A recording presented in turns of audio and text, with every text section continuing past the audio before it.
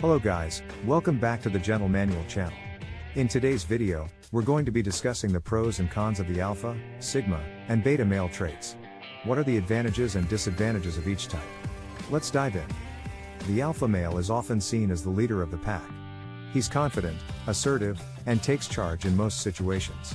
On the plus side, alpha males are great at taking initiative and getting things done.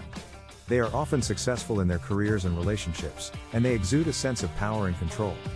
On the downside, alpha males can be seen as overbearing and controlling. They may struggle to work well with others and can have trouble delegating tasks. They can also come across as arrogant or dismissive, which can harm their relationships. The sigma male is often seen as the lone wolf. He's independent, self-sufficient, and doesn't conform to society's norms. On the plus side, sigma males are great at thinking outside the box and coming up with creative solutions to problems.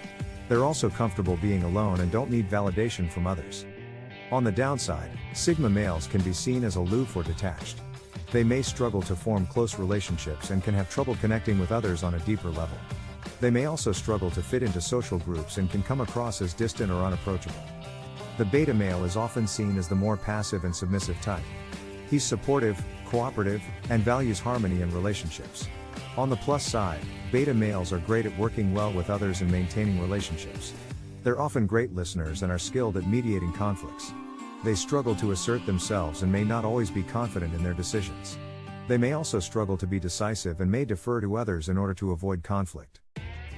So there you have it, the pros and cons of alpha, sigma, and beta male traits. Thanks for watching and we'll see you in the next video.